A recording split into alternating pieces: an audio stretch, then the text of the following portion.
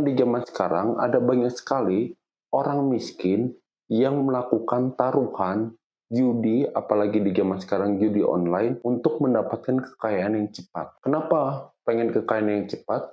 Karena mereka sudah lelah, frustasi, jenuh dengan keadaan sehari-hari, di mana tiap hari serba kekurangan, dan pengen mendapatkan kekayaan yang cepat. Akhirnya dia melakukan taruhan, kalah, gagal, coba lagi, dan coba lagi. Kenapa melakukan coba lagi? Ambisi dan kecanduan. Ambisi untuk mendapatkan hadiah tersebut, dan juga kecanduan dengan hal tersebut. Yang artinya, modal dalam sehari bisa membengkak hanya untuk ambisi dan kecanduan tersebut.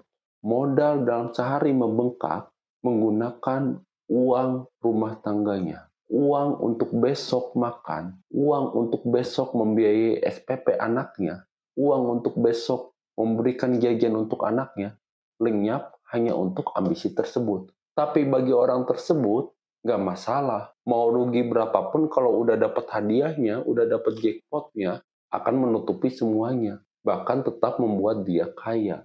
Itu dalam angan-angannya. Nah, setelah memakai uang rumah tangganya untuk bertaruh, apakah menang? Masalahnya, gagal juga.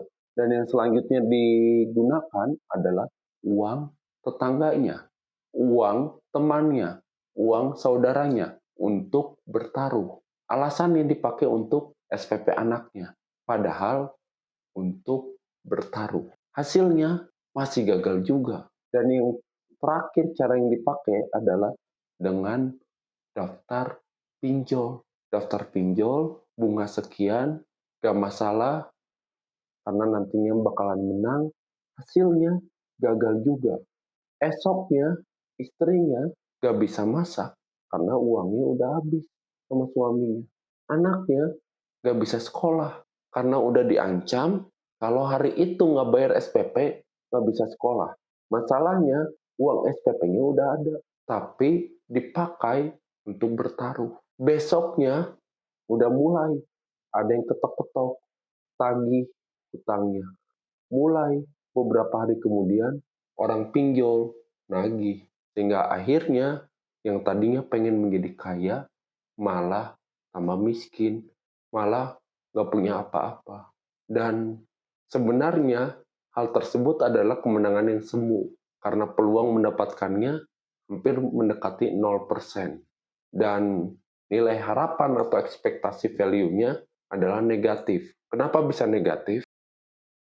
EVI sendiri adalah expected value, di mana rumusnya adalah sigma dari peluang dikali untung atau ruginya. Contoh yang paling sederhana adalah mengenai dadu. Ketika kita bermain dadu, kita diminta untuk yang muncul adalah angka 5. Kalau yang muncul angka 5, kita mendapatkan uang 4.500.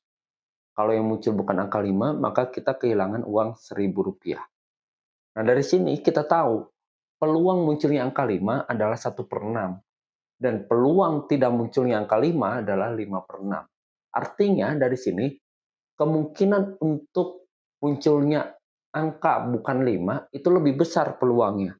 Dan kalau kita hitung, EV-nya adalah negatif. Artinya adalah semakin sering kita mainkan, maka kita akan lebih besar kemungkinan untuk mendapatkan kerugian. Dan EV negatif ini bisa saja dalam 1 atau 2 kali percobaan kita mendapatkan kemenangan. Tapi justru dengan kemenangan itu kita malah mencoba untuk percobaan selanjutnya dengan ambisi untuk mendapatkan kemenangan selanjutnya. Padahal yang didapat adalah kekalahan demi kekalahan. Dan semakin sering kita mainkan, maka akan semakin mendekati EV yang dinyatakan, yaitu negatif. Dan kalau kita lihat ekspektasi value negatif itu hampir sama dengan undian makanan. Undian makanan ini menggunakan teknik yang namanya gamify marketing. Contohnya nih, kalian beli satu makanan, di dalamnya ada voucher, dan voucher tersebut diberitahu ada hadiahnya emas, motor, mobil, HP, uang tunai. Otomatis kalian tergiur nih, beli. Padahal kalian nggak beli makanannya, tapi kalian mengincar vouchernya. Di dalam vouchernya kalian gosok, hasilnya coba lagi. Kalian penasaran, berambisi, beli lagi, beli lagi, beli lagi.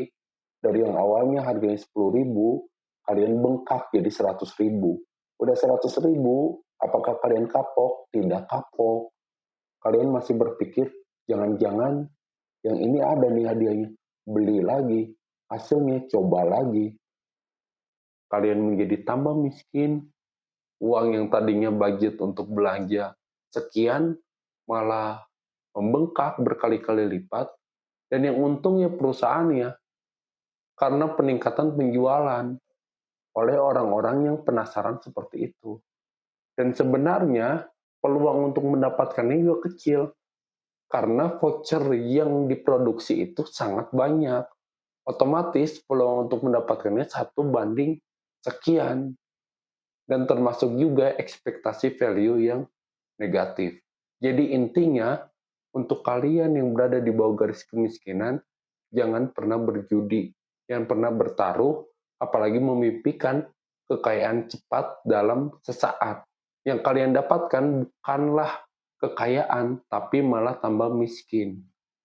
Jadi kalau mau kaya, ya kerja, bukan dengan bertaruh sesuatu yang pada akhirnya semua dipertaruhkan. Uang kalian dipertaruhkan, kendaraan digadaikan, rumah kalian juga digadaikan, hanya untuk membiayai taruhan tersebut.